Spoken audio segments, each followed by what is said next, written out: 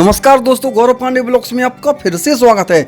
दोस्तों आज हम आए हुए हैं सिद्धेश्वर मंदिर शुक्लाना मोहल्ला में, जहां पर आज भव्य परसोत्तम मास के महीने में 56 भोज का आयोजन किया गया है। आप देख सकते हैं कि आयोजन के ठीक सामने महिलाएं भगवान के भजन गा रही हैं, भोले बाबा के दर्शन कराते हैं। दर्शन करने के पश्चात दोस्तों हम 56 भोज का आनंद लेंगे। देखते हैं कितना विशाल भंडारा टाइप का यहाँ पर 56 भोज का आयोजन किया जा रहा है। 56 भोज आयोजित होने पर आपको बता रहे हैं अब आरती होगी। आरती के पश्चात हम परसोत्तम भगवान की कथा सुनेंगे और उसके बाद हम 56 भोज भगवान को ग्रहण होने के बाद स्वयं ग्रहण करेंगे। तो दोस्तों चलते हैं, आरती सुनते हैं, देखते हैं और कथा सुनते हैं। आरती श्री कृष्ण चंद्र मंगलारी, आरती श्री कृष्ण चंद्र मंगलारी, मारकंड से तो बंद रोहिणी कड़ी, मारकंड से तो बंद रोहिणी कड़ी। धन्य धन्य माधव दास, धन्य धन्य माधव दास, आज की घड़ी देखो आज की। बोलिए गणेश जी महाराज की जय, बोलिए बांके बिहारी लाल की जय, बोलिए परसोत्तम भगवान की जय। श्री नारायण ने कहा कि हे धर्मराज की बात को सुनकर के चित्रगुप्त अपने दूतों से बोले, यह कदर पहले चिरकाल तक तो खूब लोभी बना रहा, बाद में चोरी करने लगा,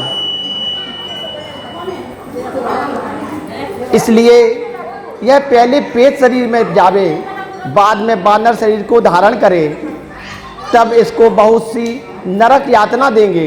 हे दूतों, धर्मराज के भवन में यही क्रम सिलसिला श्रेष्ठ है। चित्रगुप्त का इस प्रकार का आदेश पाकर वे भीषण आकृति वाले दूतों ने आदेशानुसार तुरंत वैसा ही किया। उस ब्राह्मण को पीटते हुए पहले तो पेट शरीर में करके उसे ऐसे वन में रखा जहां फल तक नहीं मिलता था।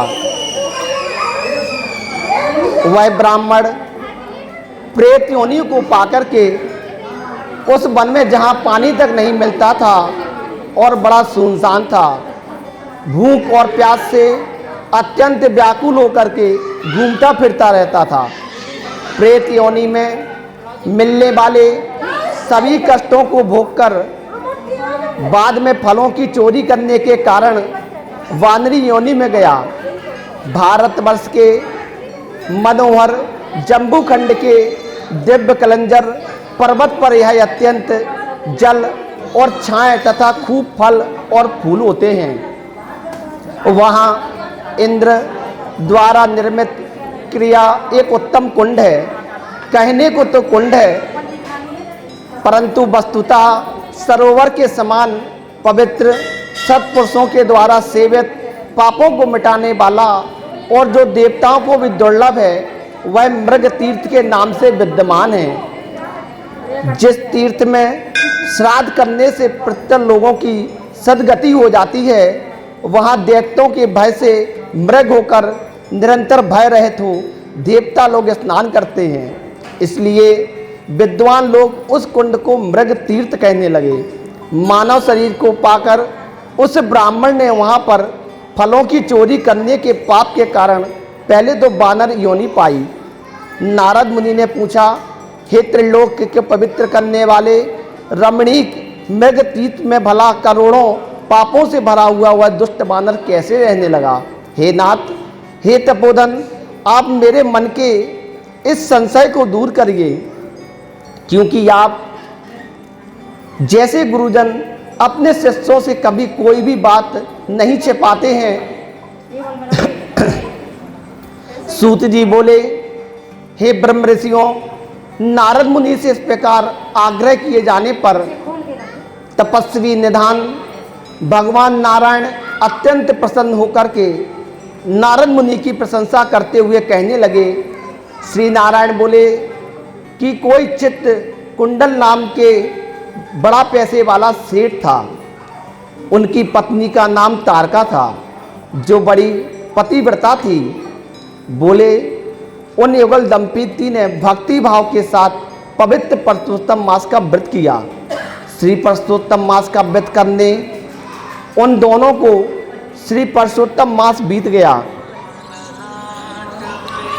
तब आखिर वाले दिन के आने पर उनकी धर्म पत्नी के साथ चित्तकुंडल ने प्रसन्न चित्त हो श्रद्धा भक्ति पूर्वक उद्यापन किया। परशुत्तम मास के उद्यापन विधि को करने के लिए वेद और वेदांग की ज्ञाता सचित सापत्नीक ब्राह्मणों को आमंत्रित किया। हे नारद, वहाँ पर कर्दव्य धन के लोभ में आ पहुँचा। उद्यापन विधि को पूरा होने पर चित्तकुंडल ने उन सापत्नीक ब्राह्मणों को अत्यंत महादानों से संतुष्ट कर दिया। उन समस्त ब्राह्मणों को पूर्ण संतुष्ट होने पर भूयसी दक्षिणा प्रदान की। उस दी गई दक्षिणा से प्रसन्न हो अन्य सब ब्राह्मण लोग तो अपने अपने घरों को लौट गए। केवल अत्यंत लोभी कदर ही चित्तकुंडल के सामने रोता हुआ खड़ा रह गया और विनय पूर्वक नर्म हो गदगद वाणी से कहने लगा, हे चित्तकुंडल, हे वैश्यराज, मैं भक्ति भाव के प्रकाश पुंज आपने परशुत्तम मास का व्रत संयम रीति से विधि विधान से किया है। जैसा किया वैसा आज तक कहीं भी किसी ने पृथ्वी तल पर नहीं किया। आज आप कृतकृत्य हैं, सर्वथा भाग्यशाली हैं जो आपने परम भक्ति के साथ परशुत्तम भगवान का सेवन किया। आपके पिता धन्य हैं, आपके पति व्रता माता धन्य हैं, जिन युगल दंपति ने आप जैसे देव प्रिय पुत्र को जन्म दिया। यह परशुत्तम मास धन्य से भी बढ़कर धन्य है, जिसका सेवन करने से मनुष्य ऐहिक और परलौकिक फल को प्राप्त करते हैं। हे सेठ जी, आपकी इस पूजा को देखकर मैं चकित रह गया। आहा, आपने महान कार्य कर दिया, इस संशय से नहीं। आपने मुदित मन से दूसरे ब्राह्मणों को पुष्पफल राशि प्रदान कर दी है। हे अपार धनदाता, आप मुझ अभागे को क्यों नहीं दान दे रहे? ऐसा कहने पर चित्तकुंडल ने उस कदर को भी धन दे दिया। धन लेकर मुदित मन से कदर ब्राह्मण ने उसी जमीन को गाड़ दिया। वह कदर भी ने एक तो श्री परशुत्तम मास की महान पूजा का दर्शन किया, दूसरे धन के लोभ में श्री परशुत्तम मास की प्रशंसा भी की। इस प्रकार पूजा दर्शन की परशुत्तम मास की महान पूजा का दर्शन करके और महिमा से धन के लोभ में परशुत्तम भगवान की स्तुति करने से वह मृग तीर्थ में आ सका। सूत जी महाराज कहते हैं, दर्शन से धन के लोभ के कारण स्तुति करने पर उस दुष्ट वानर को श्रेष्ठ तीर्थ के सेवन करने का सौभाग्य प्राप्त हुआ। हे ब्रह्म ऋषियों, फिर श्रद्धापूर्वक आदर के साथ जो युगल दंपति परशुत्तम मास का दर्शन करते हैं या उनकी स्तुति करते हैं तो उनके पुण्य के संबंध में क्या कहने की बात है। नारद जी बोले, हे ब्राह्मण, यह तो मैं जान गया। अब आप यह बतलाइए कि वह जो ऐसे वन में रहने के लिए जहाँ सुंदर शीतल जल था, मनोहर घनी छाया थी, अच्छे अच्छे फल युक्त पेड़ थे, इसमें कौन सा कारण था? श्री नारायण बोले, हे नारद, हे निष्लुप, आप सुनिए। आपके सुनने की इच्छा है तो मैं अवश्य ही बतलाऊंगा। इसमें कुछ ऐसा कारण है जिसके सुनने से पाप कट जाते हैं। जब समस्त अर्थों एवं फलों के दाता दशरथ तनय श्री रामचंद्र जी सागर में पुल बांधकर दुराचारी रावण का वध किया, उन्होंने विभीषण को छोड़कर सब राक्षसों का संहार किया। अनंतर अग्नि परीक्षा कर विशुदा जानकी को स्वीकार किया। तब ब्रह्मा, शिव, इंद्र आदि देवताओं ने रावण वध से प्रसन्न होकर कहा कि हे श्री राम, आप वर मांगिए। ऐसा कहने पर भक्तों को अभय दान देने वाले रामचंद्र जी बोले, हे देवगणों, यदि आप लोग इस समय वरदान देना चाहते हैं तो सुनिए। यहाँ पर राक्षसों द्वारा जितने सूरवीर बानर मारे गए हैं उन सबको मेरे आदेशानुसार अमृत की वर्षा कर शीघ्र जगरा दीजिए। तथास्तु, ऐसा ही होगा। यह कहकर ब्रह्मा, शिव, इंद्र आदि देवता जो हैं अमृत की वर्षा कर वानर सैनिकों को जगा दिया। अनंतर वे सभी विजयशाली वानर सुबह जी गए। जैसे कोई चिरकाल तक सोने के बाद जाग जाता है, उसी प्रकार ये सब उठकर श्री राम जी के समीप एकत्रित हो गए। इसके बाद चारों ओर बैठे हुए वानरों से रामचंद्र जी ने पुष्पक विमान पर बैठकर कहा। उस समय सीता जी और उनका मुख कमल प्रसन्नता के कारण खिला उठा। श्री रामचंद्र जी बोले, हे सुग्रीव, हे हनुमान, हे तारा कुमार अंगद, हे जामवंत, आप लोगों ने वानरों के साथ मित्र का सब कार्य किया है। अब आप लोग उन वानरों को आज्ञा दे दें, जिससे आप लोगों की आज्ञा पाकर यहाँ से सब वानर लोग अपनी अपनी इच्छा अनुसार वनों में चले जाएं। हे हमारे दीर्घजीवी वानर लोग, जिन जिन वनों में वास करेंगे वहाँ के पेड़ फल फूल से लदे रहेंगे, नदियों में मीठा पानी रहेगा, सुंदर तालाबों में शीतल जल भरा रहेगा और इन्हें कोई भी फलों के खाने तथा पानी पीने से मना नहीं करेगा। हमारी आज्ञा से सब वानर लोग लौट जाएं। इसलिए जी के प्रभाव से जहाँ बंदर जाति निवास करती है, वहाँ के वनों में नदियों में मीठा जल और सुंदर तालाब होते हैं। फल और पत्तों के साथ बड़े बड़े पेड़ फलों से लदे रहते हैं, परंतु अदृश्य से होने वाले पूर्व जन्म के सुख और दुख जहाँ जहाँ प्राणी निवास करते हैं, वहाँ वहाँ उनके पीछे लगे रहते हैं। क्योंकि बिना भोगे हुए कर्मों का नाश नहीं होता है, ऐसा वेद का अनुशासन है। श्री नारायण बोले, अब वहाँ वह लोभी बंदर पहाड़ की तरह बढ़ता रहा और भारी भूख और प्यास से विक्षिप्त हो वन में फिरने लगा। उसके मोह में जन्म से पित्त के प्रकोप के कारण पीड़ा उत्पन्न हुई। उस पीड़ा से मोह में घाव से दिन रात खून बहने लगा। अत्यंत पीड़ा के कारण कुछ खा नहीं सकता था और वह बंदर चंचलता बस पेड़ों पे अच्छे अच्छे फलों को तोड़कर मोह के पास ले जाकर बहुत से फलों को जमीन पर गिरा दिया करता था। वह बंदर पीड़ा के कारण कहीं भी एक स्थान पर ठहर नहीं सकता था। एक पेड़ से दूसरे पेड़ तक जाता रहता और सोचता रहता कि मौत हो जाए तो अच्छी है। एक बार जमीन पर गिर पड़ा और बहुत दुखित हो विलाप करने लगा। अंग भंग हो जाने से जिस प्रकार मछलियां पानी के बाहर निकाल देने से तड़पती रहती हैं, उसी प्रकार तड़पता हुआ रोने लगा। उसका शरीर शिथिल पड़ गया, मुँह गाल तथा गल गया और भूख प्यास से व्याकुल हो गया। मुँह में घाव होने के कारण उसके सब दांत टूटकर गिर गए।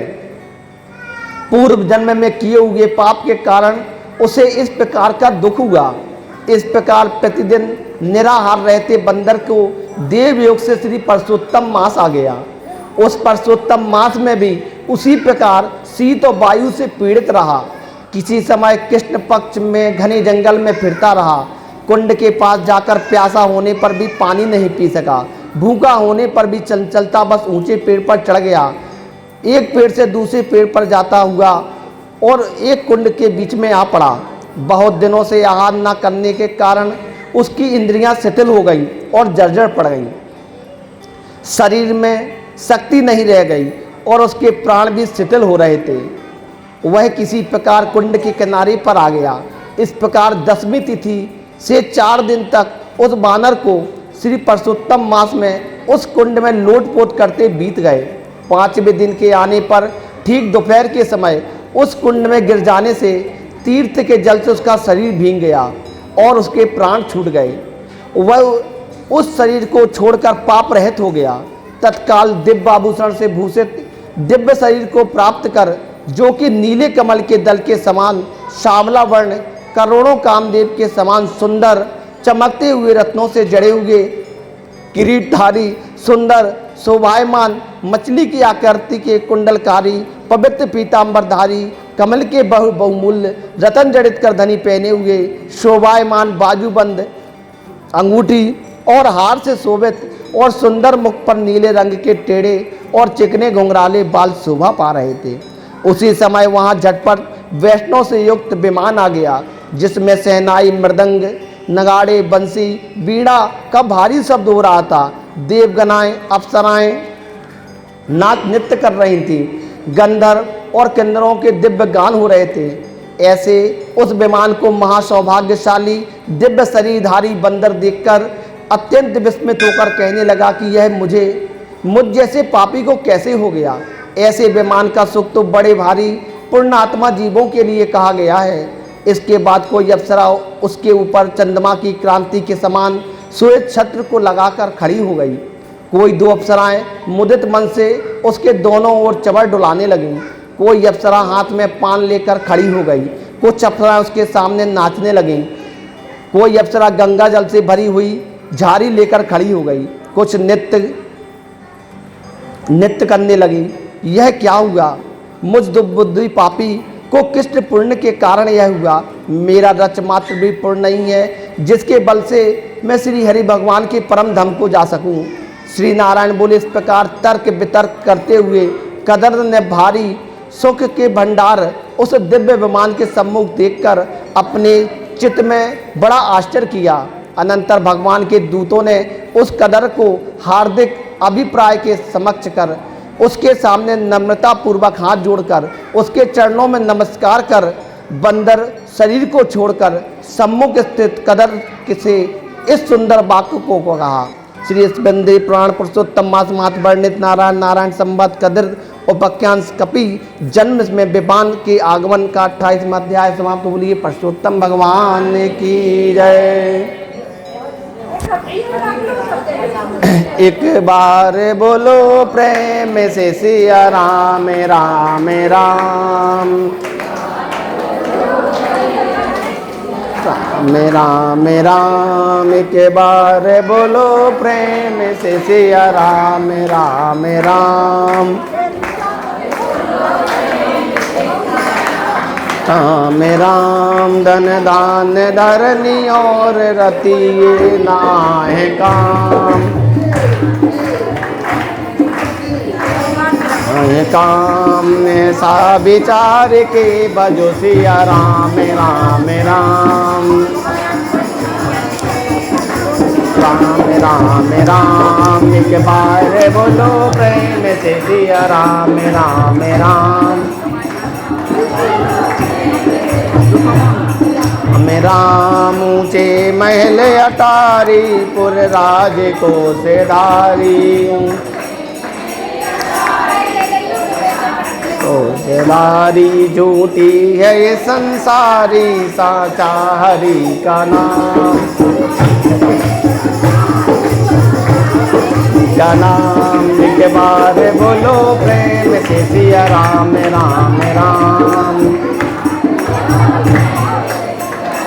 राम राम।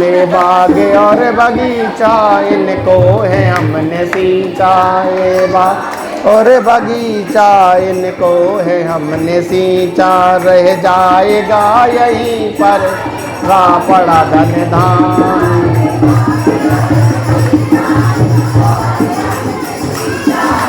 आएगा यहीं पर सारा पड़ा धन दान। के बार बोलो प्रेम से सिया राम राम राम राम राम। इष्ट मिष्ट भारी सुत भाई बंधु नारी इष्ट मिष्ट धारी मतलब की दुनिया सारी भाई नायका काम। के बार बोलो प्रेम से सिया राम राम राम राम। फुर्सत न होगी जिंदगी कभी ये काम से काम से ऐसा समय निकालो, कुछ प्रेम करो राम से। ऐसा समय निकालो, कुछ प्रेम करो राम से। एक बार बोलो प्रेम से मेरा राम, एक बार बोलो प्रेम से सिया राम राम राम, सीता राम राम राम, सीता राम राम राम, राम राम सीता राम राम राम, के बारे बोलो प्रेम से राम राम, के बारे बोलो प्रेम से सिया राम राम राम। बोलिए श्री सीताराम भगवान की जय। और की जय तन मन धन छावर की जय, आरत जोगल किशोर की जय तन मन जय, रवि शशि कोट बदन की शोभा ताए, देख में रामन लोभा, आरती जुगल किशोर की जय।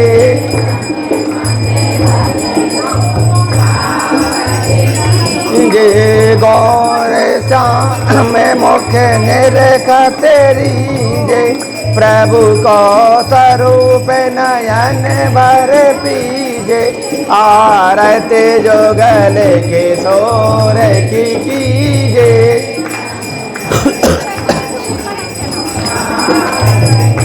जय कंचन थार कपूर की बाती, हरियाए निर्मल बई छाती, गल किशोर की जय तन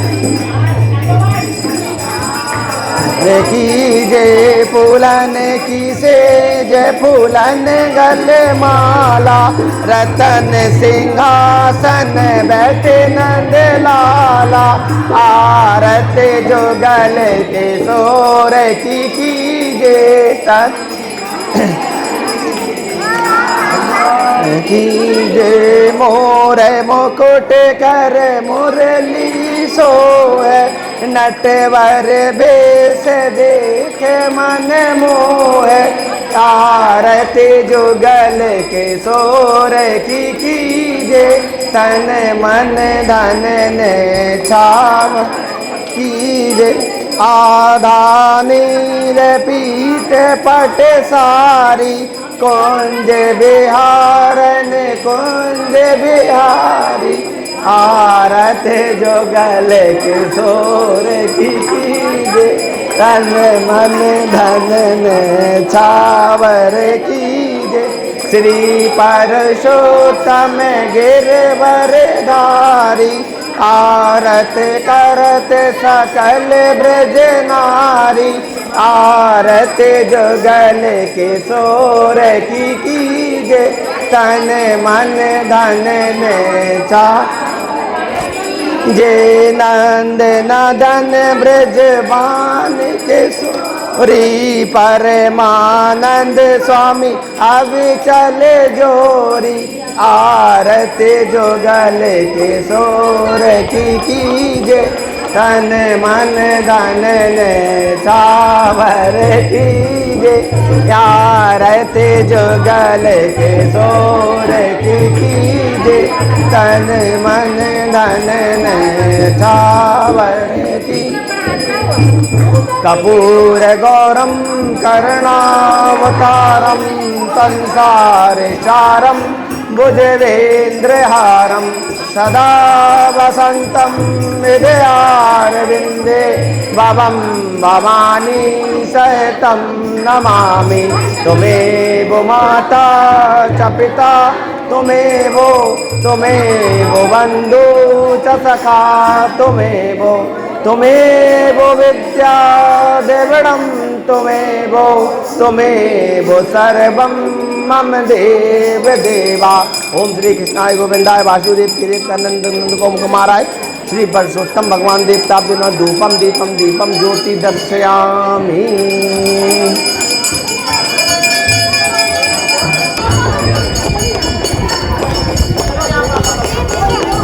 दोस्तों मैं आशा करता हूं आपको आज का ब्लॉग बहुत ही अच्छा लगा होगा।